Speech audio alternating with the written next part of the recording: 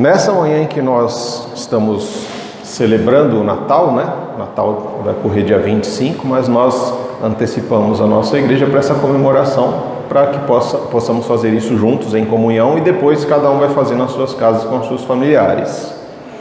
Então hoje, eu gostaria de andar com vocês, de caminhar com vocês pelo mundo antigo, há mais ou menos 2000 anos atrás, dar uma caminhada, levar vocês para passear um pouquinho, não na história completa de Jesus, porque é uma história longa, mas para destacar o nascimento de Jesus, que é exatamente o sentido do nosso Natal, né? O Natal não é o Papai Noel e nem os presentes que nós trocamos ou recebemos, mas o Natal é exatamente celebração do nascimento do Cristo. Então eu quero caminhar com vocês a partir do texto de Lucas capítulo 2. Os evangelhos, eles via de regra trazem, um relato sobre a história do nascimento e a vida de Jesus. Cada um vai escrever e vai contar a história de acordo com a sua ótica, de acordo com o que ele enxergou, né? Assim como nós, muitas vezes nós contamos uma história a partir daquilo que nós enxergamos. Quando nós olhamos, por exemplo, algumas passagens bíblicas, nós vemos que quem aqui gosta de ler genealogia? Né? Fulano que é filho de ciclano, que gerou ciclano, que não sei quem, Via de regra, quando a gente cai nessas partes da Bíblia, a gente faz o quê? A gente pula, né? Então a gente olha e fala, opa, essa parte aqui vai dar sono, então eu vou pular. E a gente não para observar a importância que existe na genealogia que é descrita. Por exemplo, nós temos duas descrições da genealogia, da família, né, da árvore genealógica de Jesus. Mas a gente não percebe muitas vezes a diferença entre elas porque a gente não para observar. A gente não lê isso. Por exemplo, quando a gente olha o texto de Mateus, lá no capítulo 1, Mateus ele vai fazer uma descrição de uma genealogia de Jesus. Só que nessa descrição ele mostra para nós que Jesus ele era humano. Ele traz uma genealogia a partir de Abraão. Ele vai retornando e ele para em Abraão. Porque para ele é importante fazer um destaque de que Jesus é filho de Abraão, é filho de Davi. Então ele faz a genealogia trazendo ali a questão de José, de Maria, a genealogia deles e leva até Abraão. E ele diz também que de Abraão a Davi foram 14 gerações. De Davi até o exílio, mais 14. E do exílio até Jesus, mais 14. São 3 períodos, 3 gerações contadas aí, né? 3 períodos de 14, 3 representando a Trindade. O 14 representa 2 períodos de 7 gerações. 7 na Bíblia é o número da perfeição. E aí quando nós dividimos, né? Ao invés de contarmos 3 períodos de 14, se contarmos foram 6 períodos de 7 gerações. Foram 7 gerações perfeitas para se gerar o perfeito homem. 6 é o número do homem, não é? Então nós chegamos a Jesus. E o Mateus ele vai falar que o nome de Jesus seria Emanuel, Deus conosco. Então na genealogia ele traz a questão humana para nos mostrar que ele era humano. Mas quando ele se refere ao nome de Jesus, ele fala que ele é Deus conosco, ele é o Emanuel. O Lucas, ele faz diferente. Ele traz para nós no capítulo 3 a genealogia, mas o destaque do Lucas não é na humanidade de Cristo, mas na sua divindade. Porque ele vai até o ponto em que ele diz, Filho de Deus. Então ele não era apenas filho de Abraão, filho de Davi, como ser humano, mas ele era principalmente o Filho de Deus. E quando Lucas ele vai falar do nome de Jesus, ele não fala que ele é Emanuel, ele fala que ele é Jesus. Ele destaca na genealogia a divindade de Cristo, mas na hora de nos falar do nome ele fala, mas ele também foi humano. Porque Jesus era um nome comum. Então tinha o Jesus da padaria, o Jesus do açougue. Jesus era um nome comum, que fazia parte do dia a dia. Assim como tem um monte de Pedro, um monte de Maurício, um monte de Marias, né? Tinha um monte de Jesus. Mas Cristo só tinha um. E foi esse. E é desse Jesus que nós vamos falar, porque Lucas, como um médico, ele é muito atento a detalhes, a coisas que muitas vezes nós não prestamos muita atenção, nós passamos os olhos e seguimos. Então Lucas ele vai trazer para nós que na época César Augusto publicou um decreto convocando para um recenseamento todos os moradores das terras dominadas pelo seu império. Este foi o primeiro cadastramento da população de todo o Império Romano, quando Quirino era governador da Síria, e todos seguiam para as cidades onde haviam nascido, a fim de serem arrolados. Por isso, José também viajou para a cidade de Nazaré, da Galileia, para a Judéia, até Belém, cidade de Davi, porque pertencia à casa e à descendência de Davi. E partiu com o propósito de alistar-se juntamente com Maria, sua esposa prometida, que estava grávida. E enquanto estavam em Belém, chegou o momento de nascer o bebê, e ela deu à luz ao seu primogênito. Envolveu-o com tiras de pano e o colocou sobre uma manjedoura, pois não havia lugar para eles na hospedaria.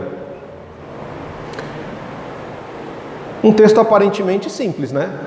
Porque a gente não se atenta a alguns detalhes. Por exemplo, César era o nome normal dos imperadores, mas esse aqui foi o primeiro César Augusto. Ele recebeu o Augusto como um acréscimo já do seu título no ano 27 a.C. E Augusto quer dizer exaltado ou digno de referência. Então ele não queria ser apenas o imperador, mas ele queria ser exaltado. A quem nós exaltamos senão a Deus? A quem nós reverenciamos senão a Deus? Nesse momento, o César, ele também queria se tornar um Deus, ele queria ser exaltado e reverenciado. E não só isso, foi feito o quê? Essa questão do recenseamento, onde o cadastramento foi feito por esse Quirino. Esse Quirino foi a primeira vez aqui que ele fez o recenseamento, mas ele fez uma segunda vez esse recenseamento em Atos, no capítulo 5, 37, quando houve uma grande revolução no meio judeu, dos judeus contra os romanos, mais ou menos no ano 6 a 9, ali depois do nascimento de Jesus. Então teve uma grande confusão, porque esse Quirino estava fazendo um segundo cadastramento para o recenseamento.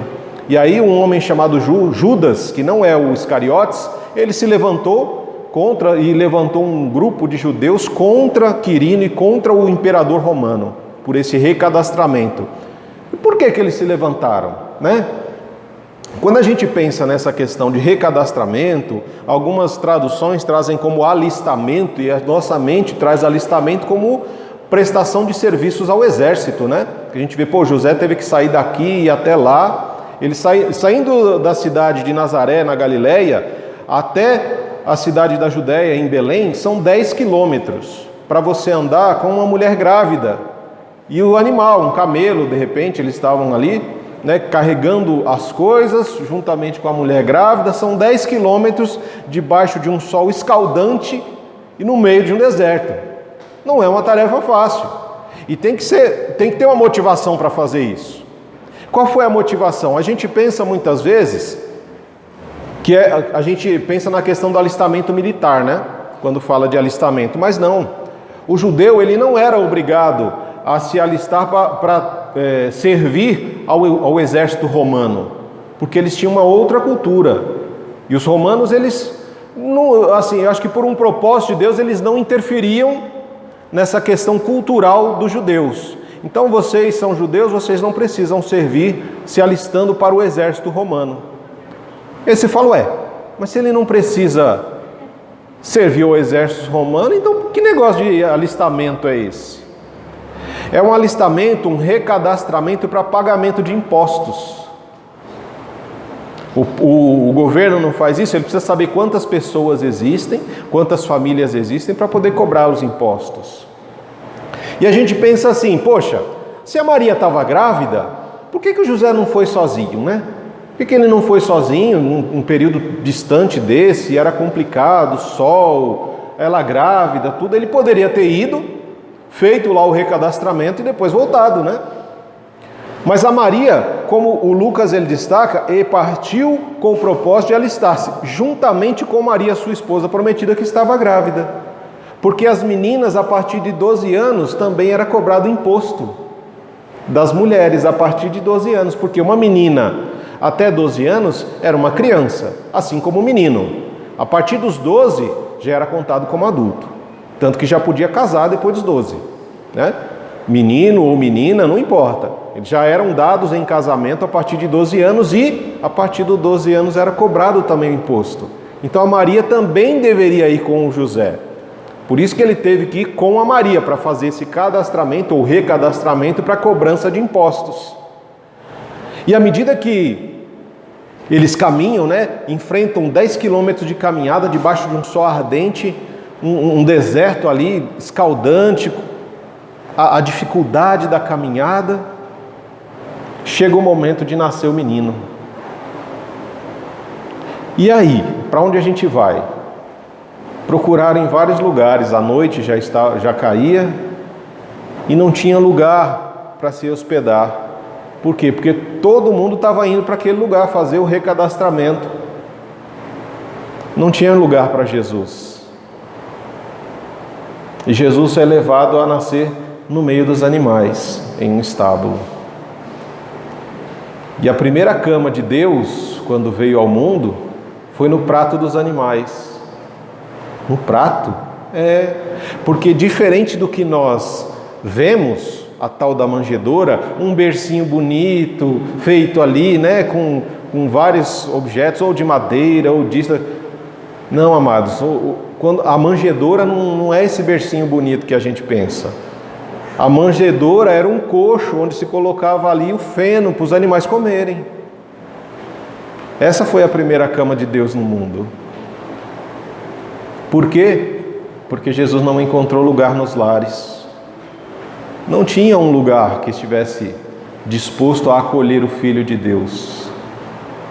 Então ele nasce num lugar extremamente simples, no meio de animais. Nós vemos o quê? As pessoas estavam tão preocupadas em pagar os impostos em ficar bem com o mundo, que não tinha espaço para Deus nas suas vidas. Não tinha espaço para Jesus nos seus lares. Olha, Senhor, a minha casa não tem espaço não. Se o Senhor quiser, o Senhor fica ali, ó, perto da casinha do cachorro. Era mais ou menos isso que a gente faria, se fosse nos dias atuais. Ó, aqui tem a casinha do cachorro. E hoje o pet shop está bombando, né? Então tem cachorro que tem casa melhor que a gente. Mas a tendência era essa. O Senhor, olha, ao redor da nossa mesa, dentro da nossa casa, está cheio. Está cheio de coisas, está cheio de pessoas, está cheio de sonhos, decepções, frustrações, então não tem lugar para o Senhor aqui. Mas se nós continuarmos a leitura, nós vamos ver. A partir do verso 8, diz que nas proximidades haviam pastores que estavam nos campos e que durante a noite cuidavam dos seus rebanhos. E aconteceu que um anjo do Senhor apareceu a eles e a glória do Senhor, reluzindo, os envolveu. E todos ficaram apavorados. Todavia o anjo lhes revelou: não tenham medo. Eis que vos trago boas notícias, de grande alegria, e que são para todas as pessoas. Hoje, na cidade de Davi, vos nasceu o Salvador, que é o Messias, o Senhor. Isto vos servirá de sinal. Encontrareis um recém-nascido envolto em panos e deitado sobre uma manjedoura. E no mesmo instante surgiu uma grande multidão do exército celestial, que se juntou ao anjo e louvaram a Deus, entoando: glória a Deus nos mais altos céus e paz na terra às pessoas que recebem a sua graça. Quando os anjos partiram e foram para os céus, os pastores combinaram entre si: vamos até Belém e vejamos este acontecimento que o Senhor nos deu a saber. Então correram até o local e, chegando, encontraram Maria e José e o recém-nascido deitado numa manjedoura. E depois de o contemplarem, comunicaram a todos os que lhes fora revelado a respeito daquele menino. Ao ouvirem o que os pastores relatavam, ficavam sobremodo assustados. Maria, contudo, observava silenciosamente todos os acontecimentos e refletia sobre eles em seu coração. Os pastores retornaram, glorificando e louvando a Deus por tudo quanto tinham visto e ouvido, assim como lhes fora predito. Jesus nasceu. E aí, quando nós olhamos ao redor, o Lucas ele não traz as informações, né, da questão da perseguição de Herodes, da ida de Jesus para o Egito junto com Maria e José, e depois de algum tempo eles voltam. Ele não vai relatar aqui a questão dos 3 magos que vieram, os 3 reis que vieram de uma caminhada distante. Não, ele não destaca essas coisas, mas ele destaca aqui uma coisa de simplicidade. Assim como Jesus nasceu na simplicidade de um estábulo e a sua primeira cama foi uma manjedoura, ele vai trazer para nós as pessoas mais simples e mais desvalorizadas na época em que Jesus nasceu, que eram os pastores. Um pastor na época que Jesus nasceu era mais ou menos como, sei lá, um empacotador de supermercado, um gari, alguém que as pessoas não dão valor. Era alguém que não tinha respeito das pessoas, alguém que não tinha valor. E foi exatamente a esses primeiros pastores que Deus se revelou. Por isso que a Bíblia nos trata, né, quando ela fala dessa questão do cuidado, ela sempre nos traz a questão do pastorado. Porque era uma função muito simples e que não era reconhecida pelo mundo. Jesus não veio para este mundo para ser reconhecido pelo mundo, mas para ser reconhecido pelos seus irmãos, por aqueles que são filhos de Deus. Então, quando nós olhamos aqui, os pastores, o que eles estavam fazendo? O que os pastores são chamados para fazer. Eles cuidavam do rebanho. E aqui a palavra diz, durante a noite cuidavam dos seus rebanhos. Os verdadeiros pastores, eles não devem ter mas está de noite, ou está frio, ou está calor. Não, os verdadeiros pastores, eles não veem dificuldade, não veem a questão de tempo para cuidar do rebanho do Senhor. E o Senhor, Ele chamou eles, e à medida que Deus se revela a esses pastores, eles ficam apavorados, porque era algo que não se esperava, não conheciam a manifestação perfeita de Deus. Deus se revela a eles, eles ficam apavorados, e aí nós ouvimos algo que a gente sempre fala, né? Que para cada dia da nossa vida durante o ano, o Senhor fala para nós, não tenha medo, é mais um dia, não tenha medo, são novos acontecimentos, não tenha medo, eu estou contigo, eu estou com você, eu estou ao seu lado. E assim, eles ouviram, não tenham medo. Por quê? Porque eu te trago boas notícias. Uma coisa que eu tenho observado muito são pessoas falando assim, nós chegamos no Natal, mas nós não temos o que comemorar. Não tem motivo para comemorar o Natal. Foram tantas mortes, foram tantas coisas que aconteceram no ano, pandemia e tudo mais. E eu falo, peraí. Nós estamos perdendo de vista o real sentido do Natal. Nós não comemoramos Natal para trocar presentes, não comemoramos Natal para enfeitar casas, colocar árvore de Natal, guirlanda, não comemoramos Natal para fazer compras na 25 de março no Brás, não comemoramos Natal porque pessoas morreram ou pessoas nasceram, não comemoramos Natal porque pessoas estão doentes, enfermas, nós comemoramos o Natal porque foi no Natal que nós recebemos a boa notícia.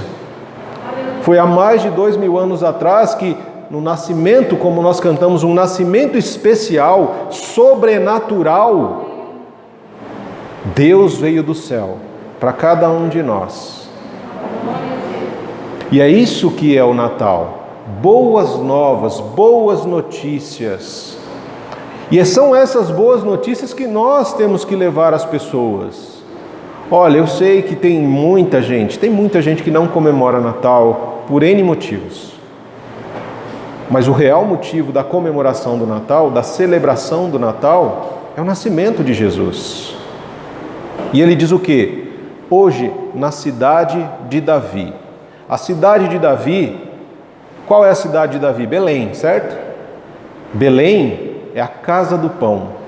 Quando a gente observa alguns detalhes, por exemplo, ele fala aqui dessa questão do recenseamento, de Jesus ter ido até Belém, saído de Nazaré. Tudo isso faz parte do cumprimento de uma promessa que Deus já havia feito lá no Antigo Testamento. Se você olhar o texto de Miqueias, capítulo 5, no verso 2, Deus está dizendo para o profeta: no entanto, você, Belém, casa do pão, Efratá frutífera, embora pequena demais para figurar entre os milhares de Judá, sairá de ti para mim aquele que será o governante sobre todo Israel, cujas origens são desde os dias da eternidade.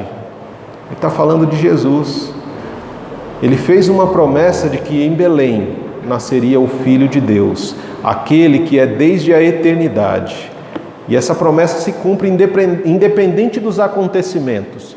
Recenseamento, dificuldade de chegar até o determinado local, o calor, o deserto e tudo mais. Vocês precisam ir até a casa do pão, Belém. A casa do pão, Belém, é o lugar onde nunca falta pão, irmãos, porque Jesus nasceu ali. E aonde Jesus está, nós não temos necessidade de pão, porque Ele é o pão da vida. Nós recebemos o pão da vida, que nasceu na cidade de Belém. Vos nasceu quem? O Salvador. Só precisa de Salvador aquele que está em perigo de morte, aquele que está perdido. Esse precisa de um Salvador. Por isso que nós não falamos: eu encontrei Jesus. Não, você não encontrou Jesus. Jesus veio do céu para encontrar você, porque Ele não estava perdido, nós estávamos. Ele veio nos encontrar. Ele é o nosso Salvador. Por isso que nós temos uma boa notícia para compartilhar no Natal, que estávamos perdidos, mas fomos encontrados, porque dos céus veio o nosso Salvador, diretamente da cidade do pão, da cidade de Belém. E quem é esse Salvador senão o Messias prometido, o Cristo? Messias é o hebraico que é chamado em todo o Antigo Testamento. Eles esperavam esse Messias. No grego, nós o chamamos de Cristo, que é o mesmo significado. Ele é o ungido de Deus. Ele é o ungido de Deus. Ele é a boa notícia que hoje na cidade de Davi, em Belém, vos nasceu o Salvador, que é o Messias, o Senhor. E é interessante, por que Ele é o Salvador? Porque depois eles vão contar para nós, olha, que isso vai servir de um sinal. Vocês vão encontrar essa criança envolta lá em panos, que era a forma como eles faziam nos tempos de Jesus, para esquentar a criança, envolver a criança em panos. E à medida que os anjos revelaram essa boa notícia, uma vez que nós ouvimos a boa notícia, nós somos levados a louvar a Deus. E foi isso que aconteceu. Um exército celestial se juntou ao anjo e louvaram a Deus entoando: glória a Deus nos mais altos céus e paz na terra às pessoas que recebem a sua graça. Glórias a Deus no mais altos céus. Por quê? Porque a vontade do Senhor, ela é feita nos céus. E paz na terra. E essa paz é importante saber por quê. Lembra que eu falei dos detalhes? Era um período de César Augusto e Quirino em que a Roma antiga e os povos dominados por eles viviam a Pax Romana. Não a paz, mas a Pax, com X, Romana. E era a paz romana. Como é que era a paz romana? Se você é contra César ou contra qualquer instituição de regra que César coloca, você é preso, você é morto, você é açoitado. Qualquer opinião contrária era calada com a morte, com a prisão, com açoites. E assim era estabelecida a paz. Você não tinha direito, você não tinha voz alguma para falar contra Roma. Qualquer um que falasse contra Roma era calado. E assim era estabelecida a paz. A Pax Romana era uma paz exterior e temporária. Mas quando os anjos louvam a Deus, eles dizem paz na terra. Eles trazem uma paz que é diferente. Não é uma paz exterior, mas é uma paz interior e uma paz eterna. Porque eles estão falando de Jesus. Paz na terra às pessoas, a todas as pessoas, a todo ser humano? Não, mas aqueles que recebem a graça de Deus. Que graça? Jesus. Por isso nós falamos que nem todas as pessoas são filhos e filhas de Deus, mas aqueles que recebem e creem em Jesus Cristo, que foi enviado pelo Pai. E se você tem dúvidas disso, leia o primeiro capítulo de João, o apóstolo João, ele explica direitinho isso. Nós recebemos a paz, os anjos louvaram. E quando isso acontece, meus amados, esses pastores, eles são cheios de esperança, cheios de alegria, eles são cheios de coragem de atravessar o deserto para chegar até aquele lugar, de chegar até o lugar onde Jesus, o menino, estava. E olha que interessante, eles chegam e aí aquilo que João fala, em 1 João, que nós vimos há uns 2 domingos atrás, nós falamos daquilo que nós vimos com os nossos olhos, que nós ouvimos, que contemplamos e as nossas mãos tocaram. O que deve fazer parte do sermão de um pastor? A revelação do Cristo. Não interessa a vida do pastor, não interessa as experiências do pastor, não interessa as piadas que o pastor conhece. Um púlpito é o lugar onde nós falamos da revelação, das boas novas de Deus, nós falamos de Cristo, nós anunciamos a palavra de Cristo. A nossa vida, ela tem que ser um reflexo de um relacionamento íntimo, de um encontro que nós tivemos com Jesus. Por isso que Lucas, ele não está se importando aqui com os magos ricos que vieram trazendo ofertas. Ele está se preocupando com aquilo que realmente é importante, com a simplicidade do Evangelho. Porque hoje nós muitas vezes nos preocupamos em pregar a prosperidade, a riqueza, porque os magos trouxeram riquezas e colocaram diante de Jesus. Sim, trouxeram. Porque Jesus era rei, Jesus era sacerdote.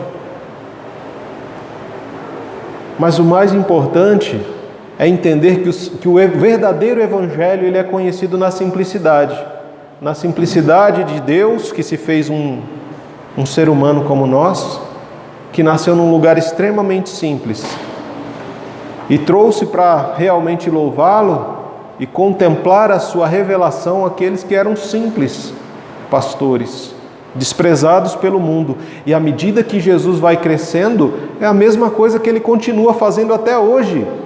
Ele continua chamando para si aqueles que o mundo rejeita. Uma vez que Jesus nasceu, o que acontece na igreja? O que acontece no templo? Vamos ver? Vamos abrir a janela do templo? A partir do verso 21. Completando-se os 8 dias para o ritual da circuncisão do menino, foi-lhe dado o nome de Jesus, o qual já havia sido outorgado pelo anjo antes de ele nascer. De igual modo, ao completar-se o tempo da purificação deles, de acordo com a lei de Moisés, José e Maria levaram o bebê Jesus até Jerusalém, para apresentá-lo a Deus no templo. Assim, como está escrito na lei do Senhor, todo o primogênito nascido do sexo masculino deverá ser dedicado ao Senhor. Também um sacrifício deveria ser oferecido, como proclama a lei do Senhor: 2 rolinhas ou 2 pombinhos. Então essa é a primeira questão. Vamos ao templo. Jesus, como um ser humano, a partir de 8 dias ele foi circuncidado, como todo bom judeu, na questão da aliança com Abraão. Mas ao templo eles só poderiam ir depois de 40 dias, que é o período de purificação após o parto. A mulher e o marido só podem ir ao templo depois de 40 dias após o parto. 40 na Bíblia diz respeito ao quê? A um período de transformação. Então, depois de 40 dias, eles foram cumprir a lei de Moisés. Foram ao templo para apresentá-lo a quem? Ao Pai, ao verdadeiro Pai de Jesus. Porque José era o pai adotivo de Jesus. O verdadeiro pai de Jesus era Deus, que por meio do Espírito Santo lançou a semente da vida no ventre de Maria. Como todo primogênito, ele deveria ser consagrado. E aqui tem uma coisa extremamente importante e que nós não entendemos muitas vezes. Sempre que uma criança nasce, às vezes os pais chegam aqui e falam: pastor, eu queria apresentar, consagrar o meu filho na igreja. E aí nós orientamos, falamos, mas nem sempre os pais compreendem esse ato que nós fazemos de consagrar os nossos filhos a Deus. Quando você traz um filho, uma filha à igreja para consagrá-lo a Deus, você está assumindo uma responsabilidade de educar esta criança e de ensiná-la a servir a Deus.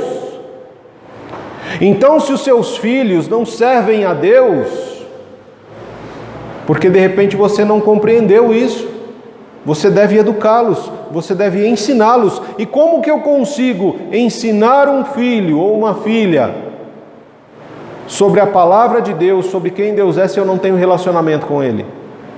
Como é que eu vou ensinar os meus filhos a servir a Deus se eu não sirvo a Deus?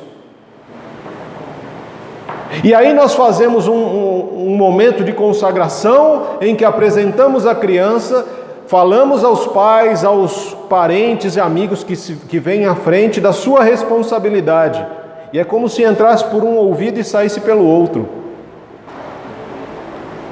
Vou continuar vivendo a minha vida do meu jeito. E os seus filhos vão aprender o quê? Aquilo que você faz. Aquilo que você fala, aquilo que você faz. E lembra que a gente tem falado sobre essa questão de falar uma coisa e fazer outra? Se eu falo uma coisa e faço outra, eu não sou um filho de Deus. Não sou uma filha de Deus. Eu sou um filho do diabo.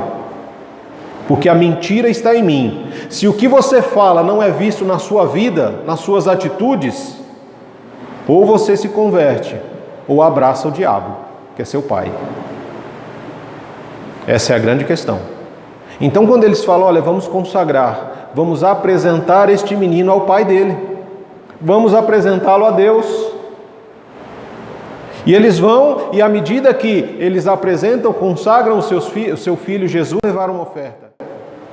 Ou um cordeiro, para aqueles que têm um pouco mais de condições, ou uma rolinha, ou 2 rolinhas, ou 2 pombinhos. No caso de José e Maria, foi exatamente essa a oferta dele: 2 rolinhos, 2 rolinhas ou 2 pombinhos, porque eram muito simples, eram realmente pobres. E à medida que nós consagramos todo o primogênito, tanto criança, tanto o menino, primogênito, quanto o animal, deveriam ser consagrados a Deus. O menino deveria ser circuncidado para dar continuidade à aliança que existia com Abraão. E os animais eram mortos em sacrifício pelos nossos pecados. Todo o primogênito animal deveria ser sacrificado pelos pecados. E aqui nós vemos depois uma grande consagração. Primeiro ele é consagrado na lei de Moisés. Depois ele se torna o cordeiro que tira o pecado do mundo, porque ele se entrega em nosso favor, para nos purificar de todo o pecado. É isso que nós lembramos hoje, o nascimento de Cristo, esse Cristo aqui. E aí, quando a gente está dentro do templo, nós encontramos ali o Simeão e também encontramos a Ana. O Simeão era um sacerdote, conforme a palavra diz no verso 25, justo e piedoso, que tinha uma promessa de consolação de que ele não morreria antes de ver a face de Deus, antes de ver a salvação. Ele viveu a sua vida inteira no templo, aguardando ver a face de Deus. Todos nós, muitas vezes, queridos, nós esperamos a revelação de Deus das mais diversas formas.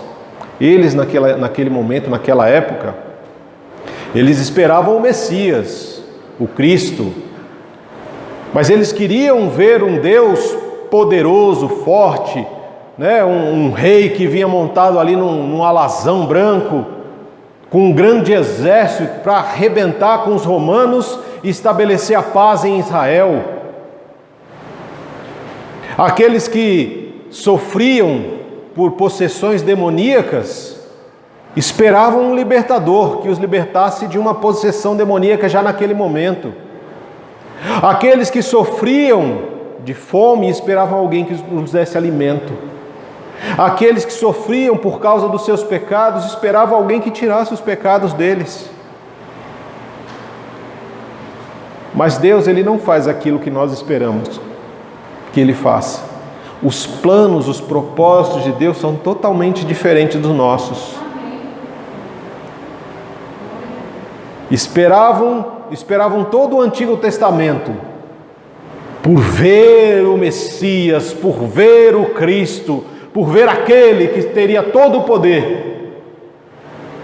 E aí você imagina, chega no templo, você vê uma criança, um bebê de 48 dias, ainda chorando, não sabe falar, não sabe andar, só sabe chorar, resmungar. Não fica em pé, não senta. Aí você imagina, mas rapaz, esse aí que é o Messias? Mas esse aí que é o Cristo? Como é que ele vai libertar a gente dos romanos?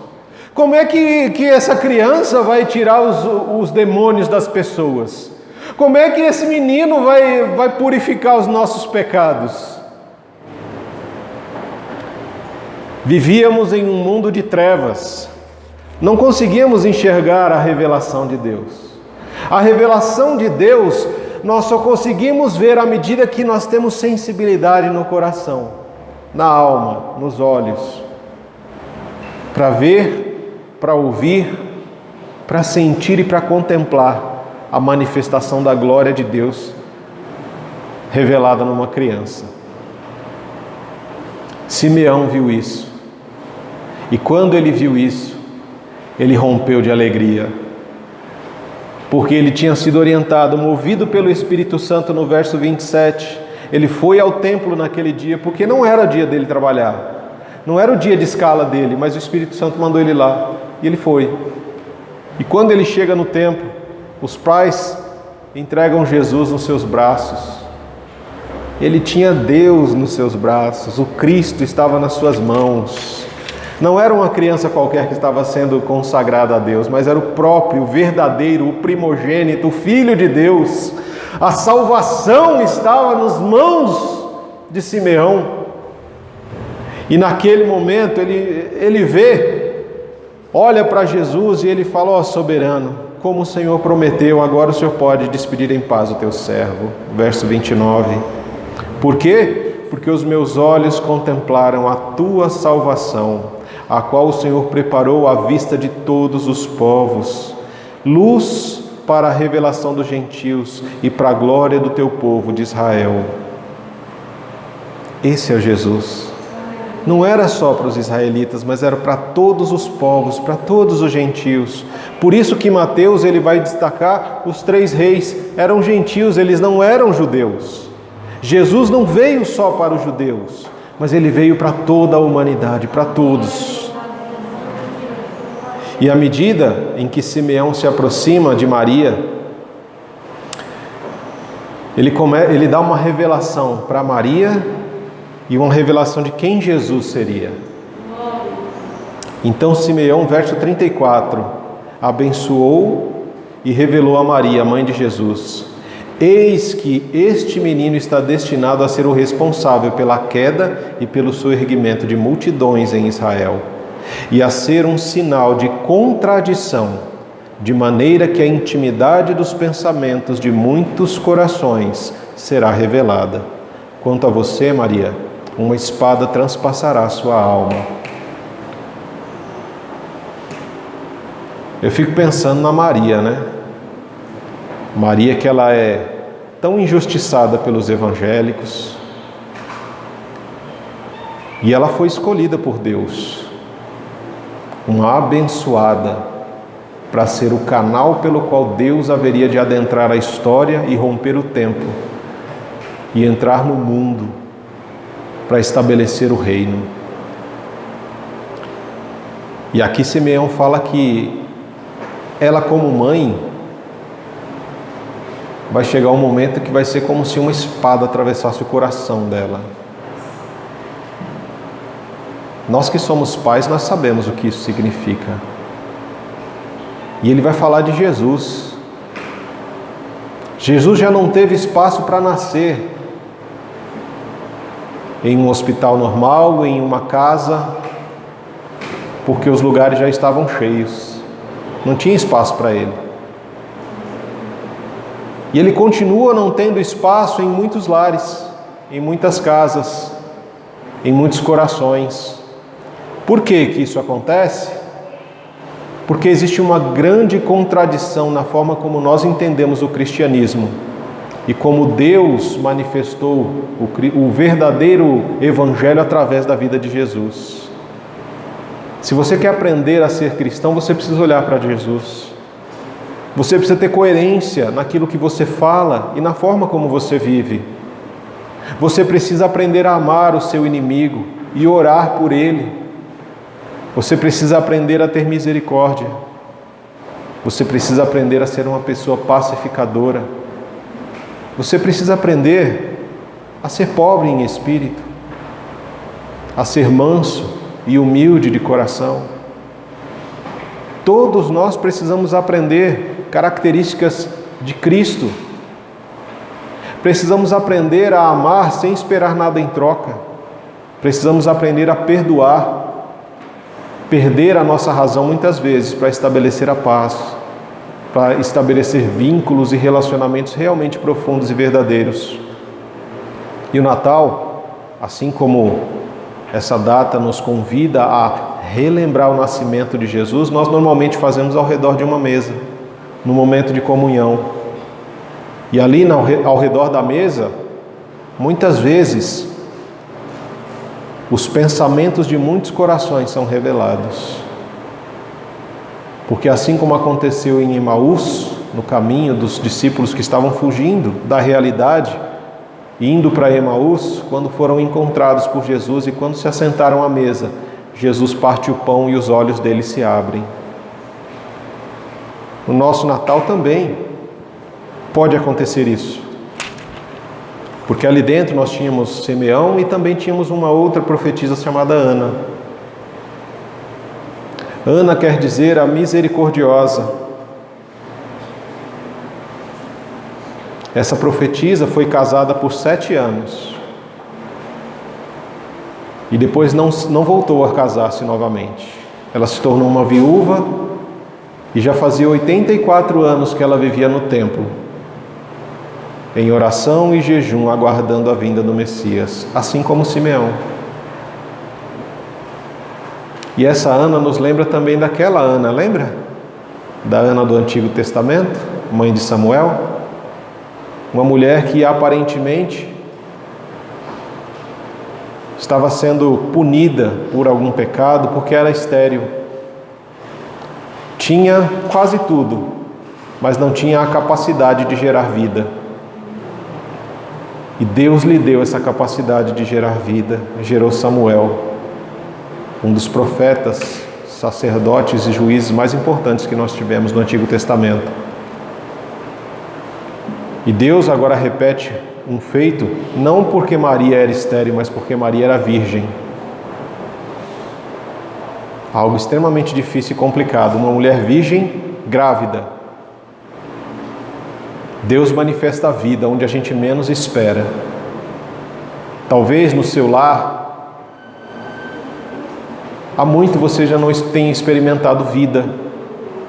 Você experimenta de repente em relacionamentos difíceis, complicados, sem o amor verdadeiro, mas suportando um ao outro, num casamento difícil, num relacionamento entre pais e filhos. Mas hoje, queridos, hoje, lembre-se, Jesus nasceu, você tem uma boa notícia para quebrar todas essas inimizades, toda essa falta de esperança, porque o nascimento de Jesus é para trazer esperança a cada um de nós, para restaurar relacionamentos que foram rompidos, que foram quebrados, para trazer vida a casamentos, para trazer paz nos lares entre pais e filhos, para que o amor do Cristo possa inundar os corações e assim nós possamos transbordar uns aos outros, compartilhando do presente especial que nós recebemos, que se derramou sobre cada um de nós, e um presente que nós recebemos, nós só o aceitamos se nós o abrimos. Você pode receber um presente, de repente, mas não estava esperando, e aí você pega esse presente e deixa de lado. Você não aceitou esse presente. Você simplesmente o recebeu, mas não o aceitou, e muitas pessoas vivem assim. Eu recebi um grande presente, mas eu não o aceitei, porque eu coloquei ele de lado e continuei vivendo a minha vida. É aquela questão, quando você, por exemplo, recebe um quadro de presente, você recebeu o quadro, mas eu só vou saber se você aceitou esse quadro se você encontrar um espaço na sua vida para ele. Se você for lá na sua casa, olha, eu quero colocar esse quadro nesta parede. Por quê? Porque ele faz parte agora da minha vida. E todas as vezes que eu olhar para essa parede, eu vou ver este presente que eu recebi e que eu aceitei. Aonde é que está Deus? Aonde é que está Jesus na sua vida? Será que você recebeu o presente de Deus, mas não o aceitou? Talvez Jesus esteja guardado como um grande presente, o presente mais valioso que você vai receber em toda a sua vida. E talvez você morra sem Jesus, porque você não o aceitou, simplesmente o recebeu. A palavra de Deus diz que se hoje você ouvir a voz de Deus, não endureça o seu coração. Se hoje você ouviu a voz de Deus através dessa ministração, através dos louvores que nós compartilhamos aqui hoje, não endureça o seu coração. Não apenas receba o presente que é Jesus, mas aceite que Ele faça parte da sua vida. E à medida que Ele fizer parte da sua vida, ela não vai mais ser a mesma. Porque Ele vai trazer mudanças em você, Ele vai causar mudanças na sua forma de falar, Ele vai transformar a sua forma de pensar, Ele vai transformar você naquilo que Deus tem como um propósito. Ele vai transformar você em um filho e uma filha amada, assim como Cristo é. Eu quero convidar você a orar comigo nessa hora.